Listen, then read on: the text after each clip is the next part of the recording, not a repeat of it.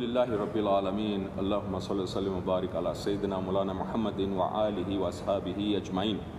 Assalamu alaikum wa rahmatullahi ta'ala wa barakatuh. Welcome to Al Huda TV and a very, very warm welcome to our program Influential Muslim Personalities. I am your host Saqib Malik.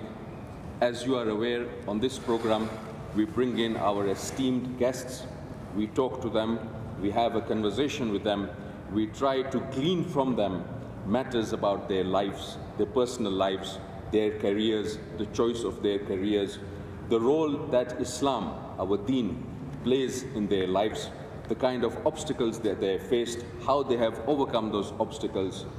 The purpose of the program, dear viewers, as you know, is so that we can gain from our guests, so that we can understand how we can implement what they have done in their lives within our own lives so as to move forward.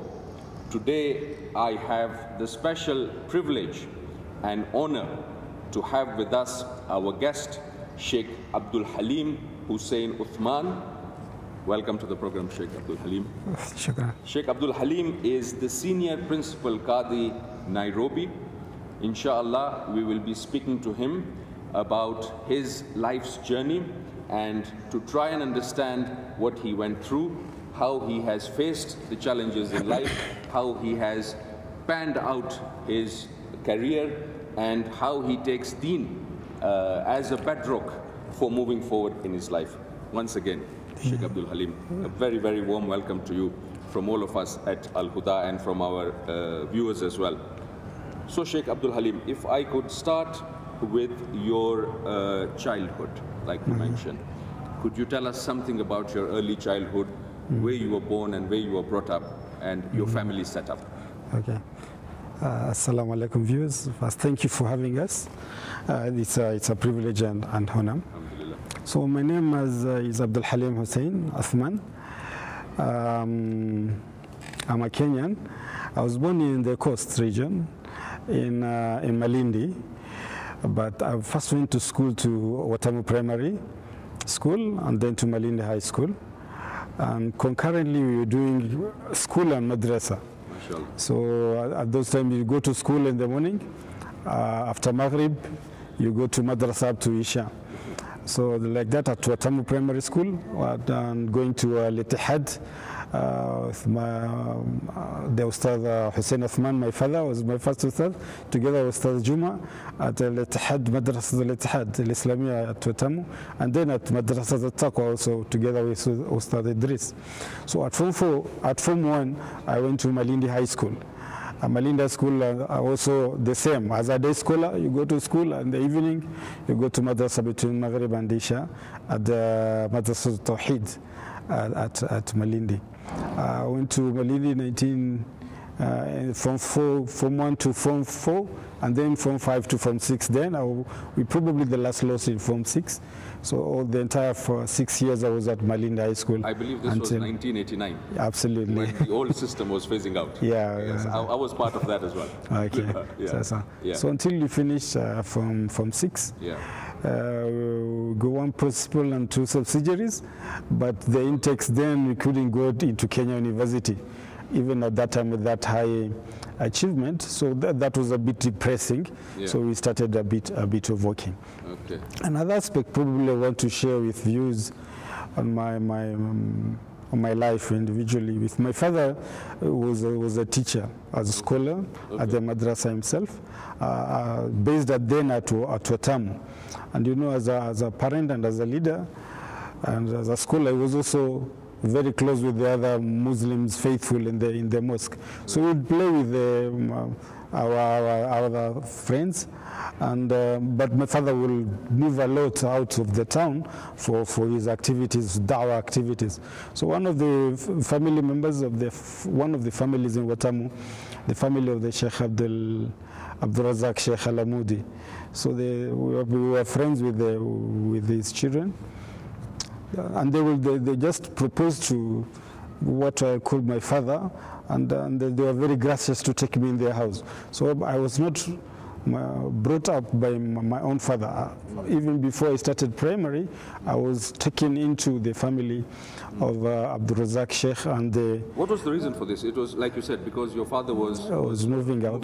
But also you will see the passion, the generosity of the Sheikh Abdulrazak Sheikh Alamudi and his wife in Maryland and the family. Sheikh Abdulhalim, this was a very, I would say, something of strength in the Muslim culture, isn't it? Absolutely. Especially in the coastal town, that even your neighbors, even people who you might not be related to them through blood, but you had this connection, and even neighbors and friends would consider you as part of your family. I mean, would you say that this is, it's a very strong cornerstone of our faith, isn't it? Absolutely, absolutely. And it's not just taking you for one day and when he returns, they take you. They actually took me as I'm their son, Mama Khadija, Abdullah Saif and Abdulrazak, living them, educated me throughout, and they actually facilitated my further studies in Egypt. But you would say that, okay, that had also to do with the fact that your father was an honorable person. Absolutely. In the town of Malindi, and they knew him, they knew his character, they knew his personality, which is obviously why they took you in. Yes, Okay, so this shows a very strong influence of your father in your childhood. What about what about your mother, the role that she played? My mother, Allah yarhamha, is deceased, as are both my foster parents, Allah yarhamha. So because of the distances that my father will take in da'wah, she nurtured me into that upbringing. And the things we've learned from them are stick true up to date. We've learned a lot of patience, the organization. You see, Watamu is a tourist town. Right. Foreign influences, and a lot of people will go astray in those environments. If you're not careful, absolutely. Even in such environments, we were very disciplined to be able to stick to the straight path. So it's even more difficult to be brought up in such a place, where you have these external influences that can be negative. Be negative. But even in those ones, because of that upbringing, you can still have a scholar coming from such environment. Does that still hold true? Would you say it still holds true in those small towns in our country, or is it something that unfortunately is receding? How would you say? Yeah, that is the advice we want to give. If whatever environment you're in, as long as you have upbringing and you're disciplined, you can still make it in both academic, social lives as well. Even in religious, you can get a lot of prominent scholars and academy from people from such environment. So we should, as leaders, we should not forget about those people. Say this is improper. We cannot get people from here who are learned in education in Islamic religions. Or this is what time we should not listen. Or the children in that environment, they should not despair that they cannot achieve high academic standards in religious studies just because of that environment. Right. So you finished you did your entire schooling in Malindi then? Absolutely. Right up to your A levels, so to speak. So can you tell us what were the subjects that you were interested in? What was the environment like? I mean, were there subjects that Muslim students especially had an interest in, or was it general? It was a personal choice. What would you say? At the madrasa or at the school? At the school, for example. So then you can tell us about the madrasa.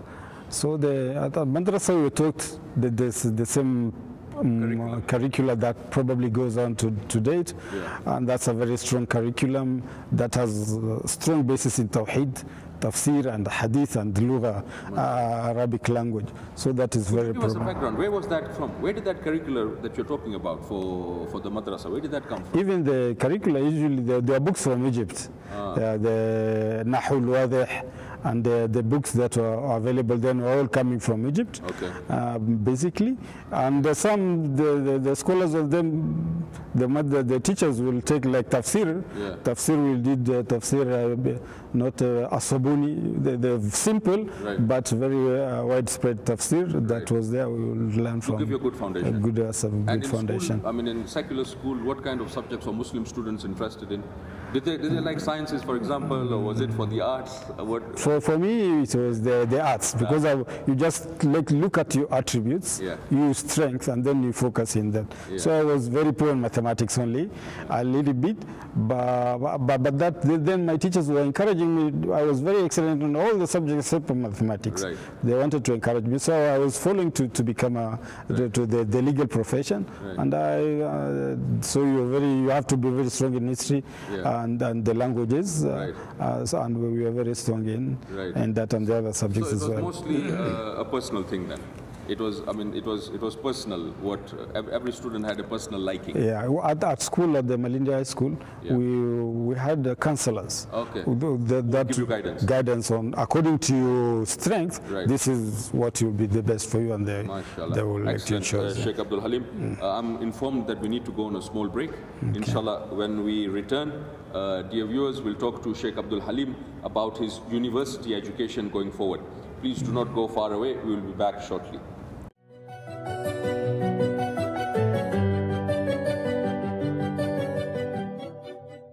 Welcome back, dear viewers. The program is Influential Muslim Personalities, and we have the honor of having with us Sheikh Abdulhalim Athman, who is our guest today. We have been having a really intriguing conversation with him about early life in Malindi, in Watamu, in our beautiful coastal towns. Sheikh Abdulhalim, you talked about your schooling and all of that.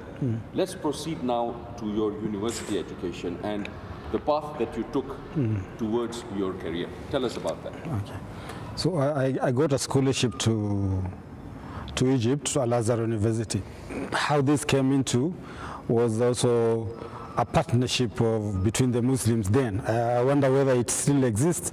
I'm sure still students go to Egypt. But then there was MEWA, Muslim Education Welfare Association in Mombasa.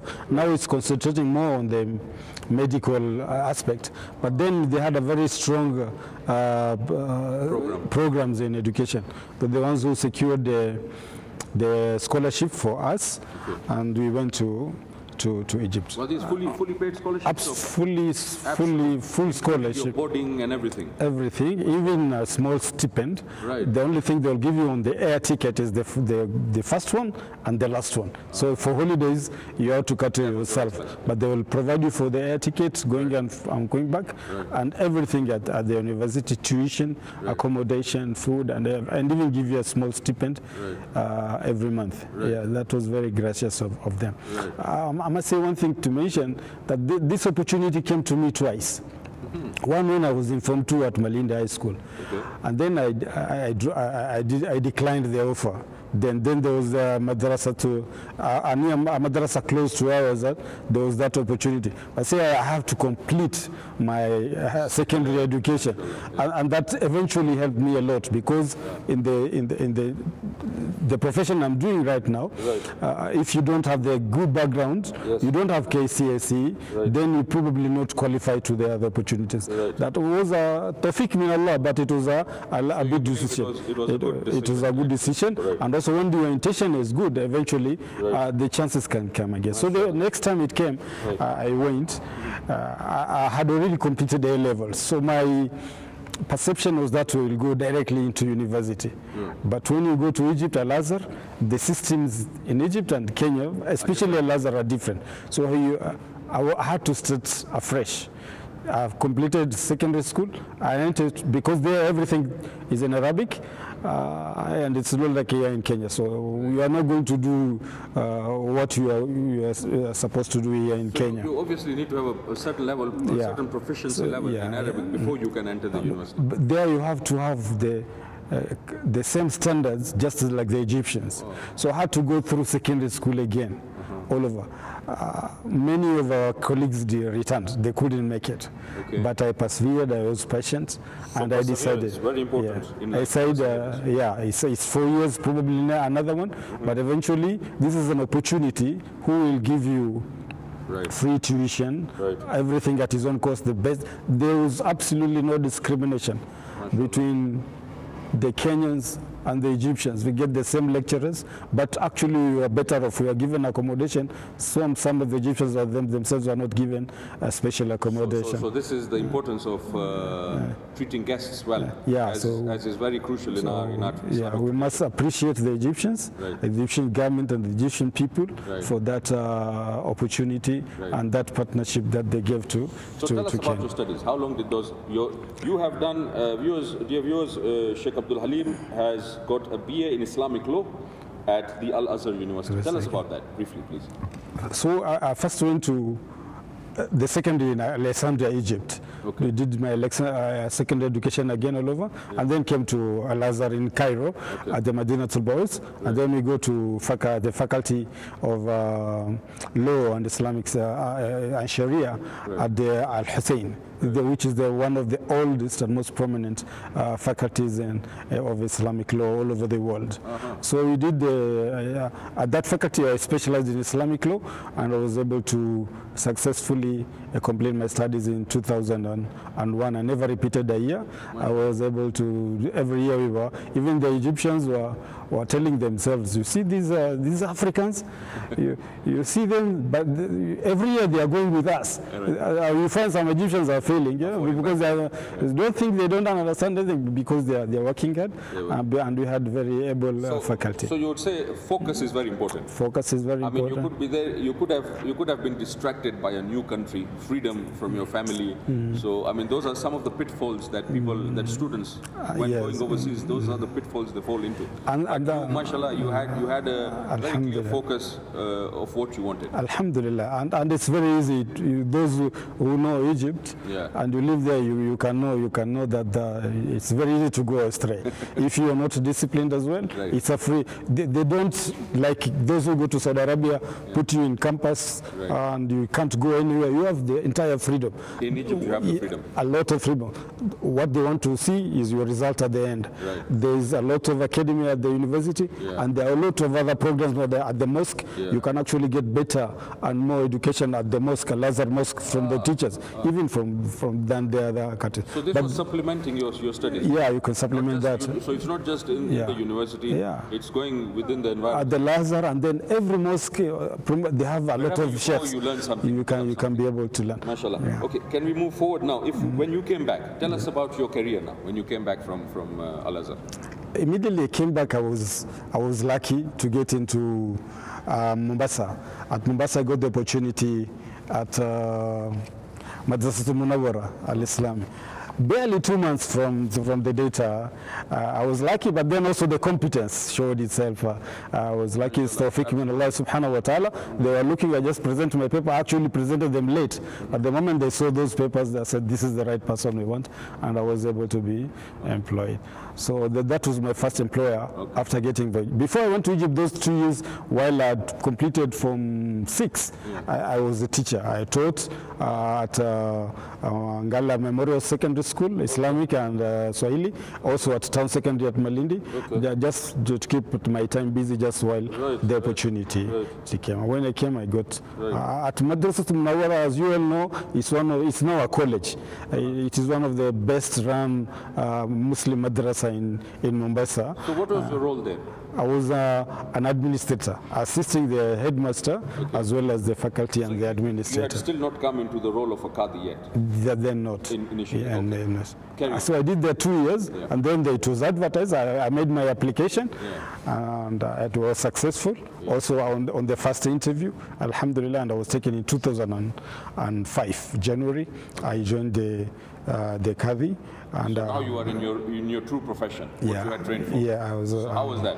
When it started, how was that?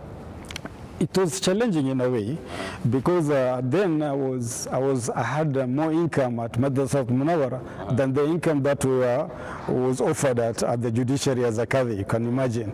So you had to make a sacrifice. This is an opportunity, but you had to take a pay cut to join there. But so it's not something that is enticing.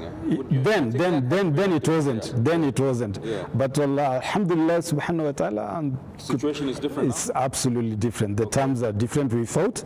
We pursued our rights. Right. There was a lot of discrimination. Okay. We were magistrates essentially, but you'll find an executive officer, a clerk, they were earning more than the Kadhi. The Kadhi was not the person was earning less than somebody. We were doing the same thing just like the magistrate, right. but we are not earning the same as a magistrate, and right.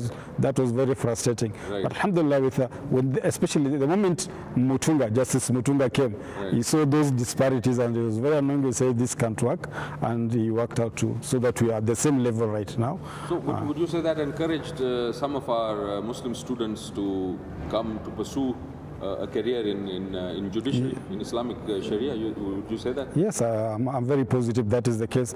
Then people are not even interested. It must have been a passion to get into the Kadhiship, because the salary was... You have to balance your passions with reality as well. A person needs to eat, a person needs to support their family and all of that.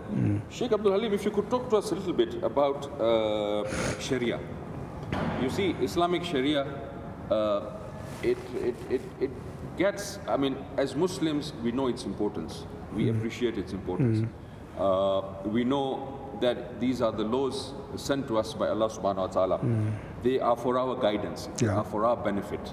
They are for the purpose, to serve the purpose for which we've been sent on earth as Allah subhanahu wa ta'ala's vicegerents.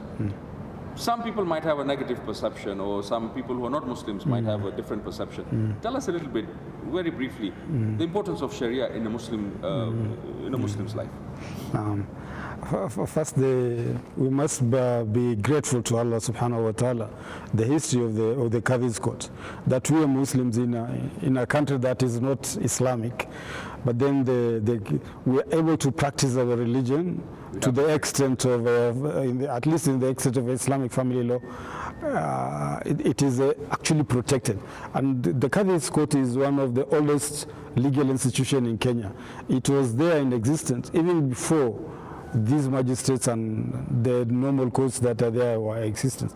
Her Majesty's Supreme Court in Mombasa 1903 was established, but the Kadhi's court were there even in the 1300s. In the 1300s, As-Sakhawi reports that he met a Kadhi from Kenya at Makkah doing Hajj in the 1300s, as reported by Ibn Battuta. So it is a very strong and very old institution that was there, preceded the current judiciary that it is there.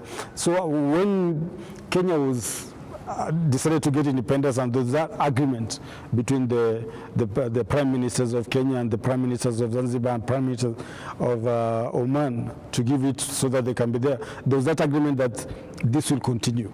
Kenya's application of Muslim law to the Muslims shall continue even after independence is there. Then it was restricted probably in the coastal strip, but with the new constitution it was extended throughout the country. Now we had about 17 courts or 17 Kadhis. Now we have more than 50 Kadhis in the Kenya, with more than 40 stations. In about every county in Kenya, there's a Kadhi's court station. And the jurisdiction we have in the Kadhi's courts is limited to questions of Muslim law in matters of personal status, marriage, divorce, and inheritance. And that's key. And that's very key and very important to the every Muslims in Kenya. So that is a right that is there, that we should protect, and we should actually make use of these courts that are there for us. There are many Muslims in other countries, some even in Islamic countries, that are not able to practice their religion. Now you have the ability to practice your religion in your country, and then you choose not to. There's the perception among the feminists that the Kadhi's court will not give you your full right in inheritance, because then you'll get half a share, you'll get another not full share, and so on and so on. You touched on a very important issue of the perception that Muslims and others, or perception that even within the Muslim community, the different genders might have regarding the male gender and the female gender has regarding the Sharia courts. If you could hold that thought, we need to go on a small break. Okay. Inshallah, viewers, when we'll be back, we will talk more with Sheikh Abdulhalim about the importance of Sharia law and the Kadhi's courts and how that is implemented in Kenya. Please stay with us.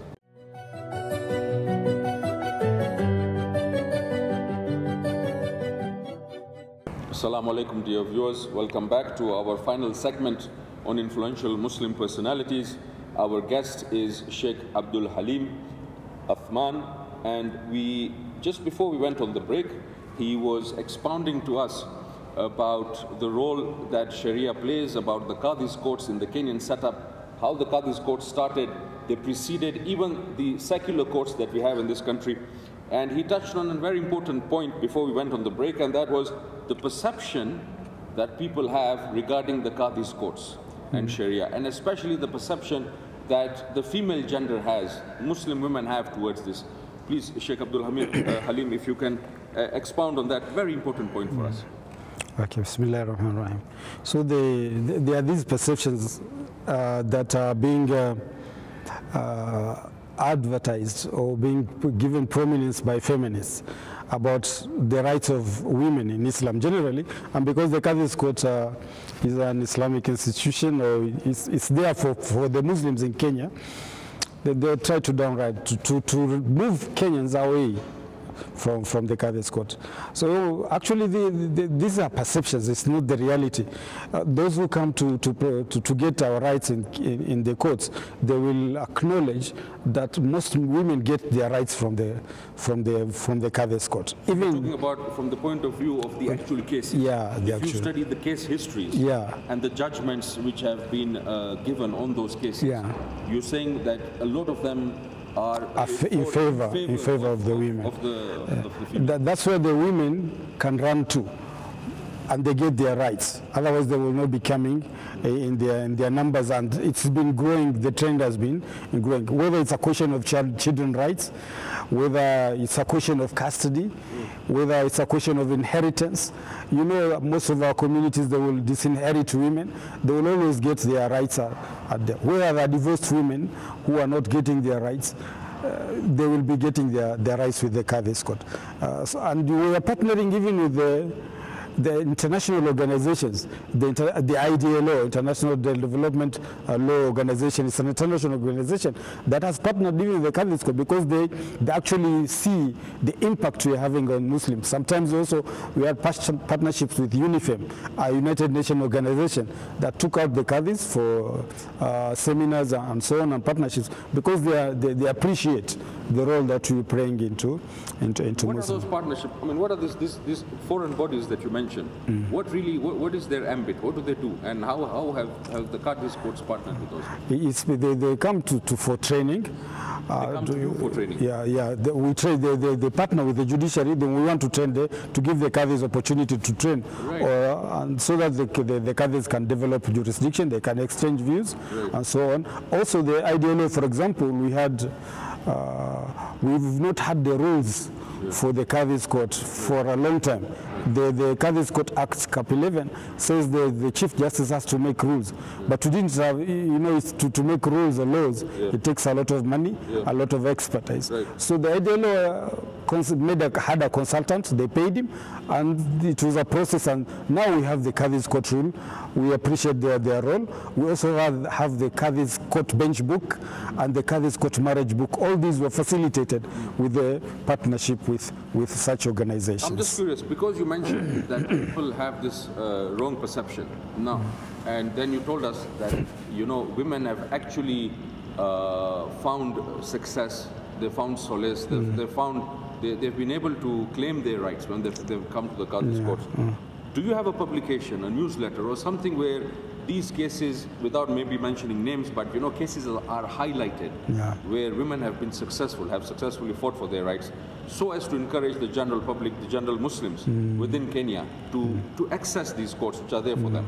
Do you have any program in line for that? We have the Kadhi's Court bench book. It's supposed to help the Kadhis and magistrates to understand the Islamic law. Right. Unfortunately, it's not been circulated widely, right, but it's already published, like, right, I said.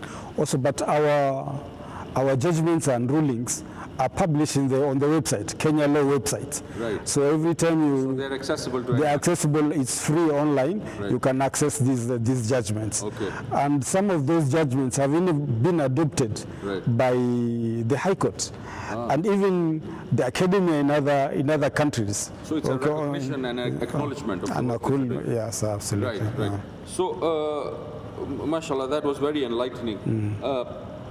Moving along, Sheikh Abdulhalim, you are of course the senior Kadhi, principal Kadhi in Nairobi. Just talking about a bit of your specialized training, before that maybe we could just touch on your awards. You've received the Head of State's Commendation and the Huduma Ombudsman Award. Can you tell us a little about that? What's the Head of State's Commendation? Okay. These are awards I was able to obtain through it was the public participation. They actually started from the Huduma Ombudsman's Award. There's that office of the Ombudsman that goes to the country, and so they came to Mombasa, and they were asking people how are they served, and they were appreciating of what we are happening, the work we did at Mombasa. There was a problem there. People will come and they will not get their need be heard in time, and they will not get the justice in time, and cases will be delayed. There was a lot of backlog.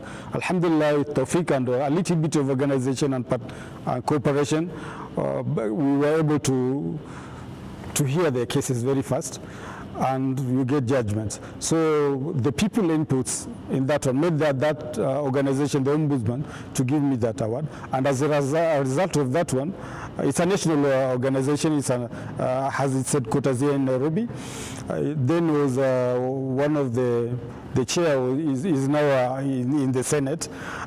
Is a great lawyer that still exists. So from that public participation, the people themselves actually appreciated that, and they were able to nominate me for that award. And from that, the Head of State gave me the Head of State's Commendation for clearance and to making access to justice in the Kadhi's court specifically very fast and efficient. That's a great recognition for somebody who's from our Islamic tradition, alhamdulillah. Alhamdulillah. Talking about your specialized training briefly, International Conference on Global Peace and Countering Islamophobia in the UAE in 2017. I believe that is a very, very important, crucial, contemporary topic.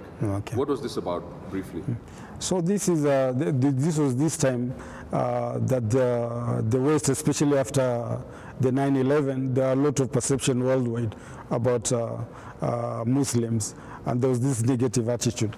So this organization in Dubai it's led by the eminent Sheikh bin Bia. So they've organized it in such a way that a lot of the Muslim scholarship come to brainstorm how to remove this perception of Islamophobia. I believe it has a very international reach, because with Sheikh bin Baya, you have Sheikh Hamza Yusuf also working very closely with them, isn't it? Oh, yes, yes. So it has a very strong outreach even in the Western countries. Yeah, it's in an international organization, and even they bring some of the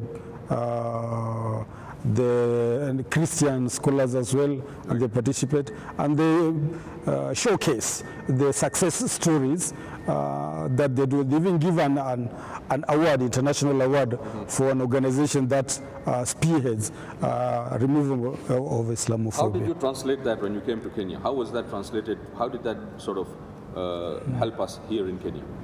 So when in Kenya, it's an issue of policy that we were able to advise. There's the task force on countering terrorism here, so we gave our inputs in that from our experience from that scholarship. That helped? Was that of help as well? Yes, it is. It's very helpful, and from the data we're getting from them is that there've been a lot of people have returned, even the Muslims that were being taken into these groups. It was extremist groups. They are just out for misled, and a lot of people are being returned, and they are coming into and the also fold. it's helping with the non-Muslim perception of Islam and of Muslims, you believe, it's also helping with that.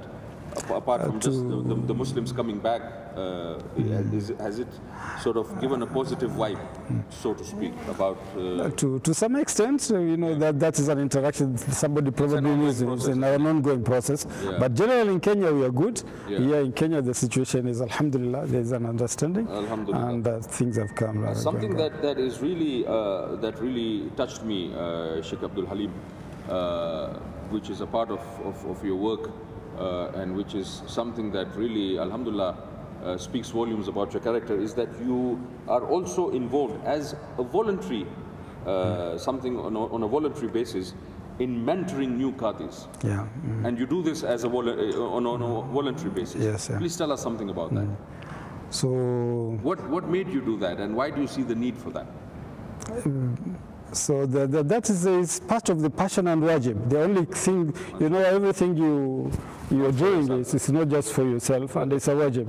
And we have, alhamdulillah, a lot of experience. And for those who are ready to learn, then you should be able to, you know, some of us are very pinchy with what they have. They don't want to share it. And from the very onset, what you think works with you, then you share it with the others. We started with the bench book. Myself, it was my brainchild, even before the main one was done. So it's the rulings that authorities on Islamic law that you often use in your judgments, and then you pass them with the others. Even my judgments, then I share with my colleagues, so that they don't have to learn the hard way the same way we were learning. So we were sharing with them. And during those seminars, so I was the resource person. Every year, the Qadhis have a retreat. So where we exchange ideas, we look at the laws that have been passed through this year, what is new, what are the judgments. Yeah. To sort of touch base. Yeah. With what's, it keeps you abreast of current developments as well. Here and as well as internationally. It happens everywhere. Every year here in Kenya. Okay. So in those ones, you have international jurists coming as well? In ours, not yet. It's just the Kenyan. Here in Kenya. Right. But then there are those opportunities that make us go outside. So here I'm one of the resource persons. Right. I give a presentation and we share, and then they ask questions in those forums. As well as when I was in Isiolo, every Friday we have a radio station at Angaf. In Mombasa, I'll make presentations at some radio stations, so that to impart the knowledge that we have and share them with others. Do you see young Muslim Kenyans getting encouraged then to go into this field? I mean, when you talk about mentoring, I mean, is there a wider reach? Not only with the Qadhi, but do you find that there are Muslim students who might then take up this as a profession? Have you seen that? To take the Qadhi, now we have no... the incentives are there. Actually, the competition is very stiff right now. So there are a lot of people who are interested to be Qadhis. Right now, there are 17 positions for Qadhis have been advertised. In Kenya? In Kenya. Okay. Actually, they're already probably the process of shortlisting. I don't know the numbers, but I know that some of the applicants have PhDs for the entering the Qadhi, the resident Qadhi. No, that is a position probably for the chief Qadhi. But now we have PhD holders that want to get into to start as a Qadhi, what we call Qadhi 1 or resident Qadhi. Right now there's no problem for incentives, but we want people to come with a cleaner that it's not just the salary, because the terms are good right now, but we should also have the passion to serve. The passion is very important. I see you. I hear you keep on repeating that word. The passion, and I can see that is something that is very crucial in your understanding. Yeah. That whatever you go into, you should have a passion for it as well. Passion. Only then can it work. Yeah. So alhamdulillah, it is very heartening to hear that you have PhDs who are applying for this job. That means we have a very broad spectrum, a very broad pool in Kenya to pick from resources. I mean, it's individuals who, when they'll come into this office, a PhD holder is bringing in so many different angles into their work. So we would say we are in good hands. Yeah, the only problem is that was the passion. Yeah. If you get in just for the salary, you might appear in court. Even your returns might be good, but if your interpersonal relation with the people is not good, then you will not be able to serve. We've been good. We served under Sheikh Hamad, Sheikh Nasser Nahdi, and the many others that before, and we saw they were able to learn this person. They will not return anybody from their office. They've come for, the other court you cannot see a judge. Right. But others, they want to see you before they go to open. Those then judges are aloof, but you mean that it's more interactive? It's interactive. They have to see the Kadhi, they say their problem, then you tell them, you do 1, 2, 3, and then it will be filed, and then we'll hear you. But now some of us want to, some of the young boys and the new Kadhis who come in, they want to behave just like the magistrates. They say, no, you see there, and you find people will just go away, and in some areas the Kadhi's court might even die, because if then people lose confidence, it's an issue of confidence. You're taking corrective action towards that. Yeah, we will continue. Because you're trying to instill in the old tradition, which was very important, which was very crucial. Yes, sir. Sheikh Abdulhalim, we are unfortunately approaching the end of our program. It's so encouraging. I mean, it's been a privilege for me to hear all of this, and I'm sure the viewers as well as myself, we've learned so much from this. I would like you to give some advice, if you could address our viewers directly. Some things that are close to your heart. What would you like to tell our viewers? Something that they can go away with from this program that can help them in their lives. Bismillah ar-Rahman ar-Rahim again. I would like to ask the Muslims, parents and the young men as well, every Muslim to be proud of his religion and to practice their religion. And this, the Kadhi's court is their court, and this is an opportunity for them to access it. Don't be misguided by some clever lawyers. They might try to see this law, we can go to the other courts, don't go here. He's literally taking you into kufr, while just because of a few some benefits, and actually there's absolutely no benefit in hurting another person, in delaying mirath, or in taking the rights of your wife, if you're divorced or not. So let's use these courts, and let's not use some legal scapegoats, legal loopholes to be able to run away from the application of Islamic law. It's a law that is there. We have absolutely no excuse not to apply Islamic law, so we should use it. And we must always use the opportunities come at our hands. The people who are teaching the parents who have their children, don't be belittled because their child is learning Islamic law. You can see there are opportunities in Kenya, in the Kadhi's court. They are a bit, the competition is very high, but the opportunities are there, and I'm sure there is an expense. This is one of the areas that Islamic law can be practiced. Let your child complete high school, and then let him also complete university education. You have to be able to, and these days you don't have to travel outside the country to get quality Islamic education. It is available right here in Kenya, and you can then be able to practice in Kenya, whether in the bench or even on the as an advocate of the High Court. Another thing is to make best use of the courts again. There's absolutely no excuse not for the Muslims not to use it. And in other regions we've seen, because of the low returns, that people are not using the courts. The courts were actually closed, and we had this opportunity. So we should. It is how we use them. Then we'll have the expansion of these courts. Excellent. Alhamdulillah. Thank you so much, Sheikh Abdulhalim. Viewers, there you have it. Brilliant words of advice, so much encouragement, so much that we got to learn today. I have benefited personally. I am sure all of you have as well. just a small recap about some of the things that Sheikh Abdulhalim has told us. The importance of having supportive family.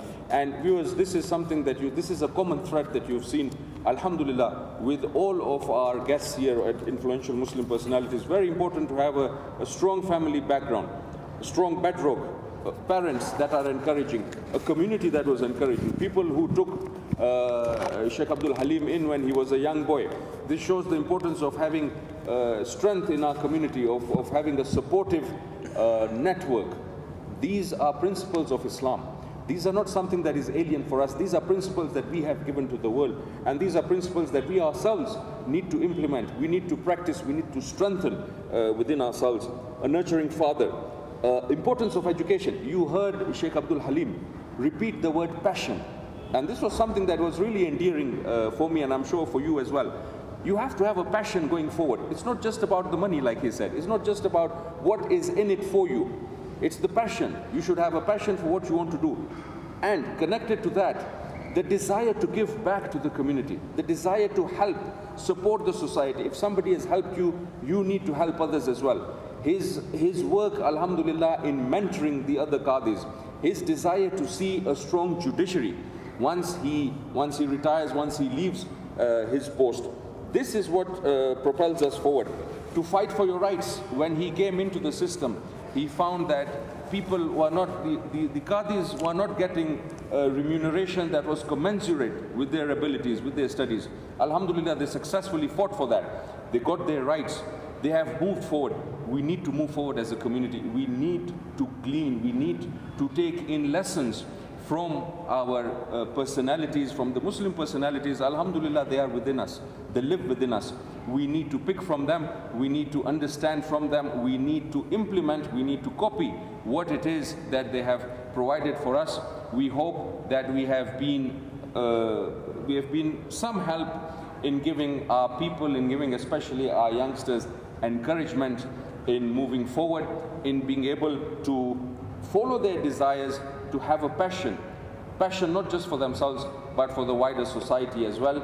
We hope to see you again in our next program at Influential Muslim Personalities. Assalamu alaikum wa rahmatullahi ta'ala wa barakatuh.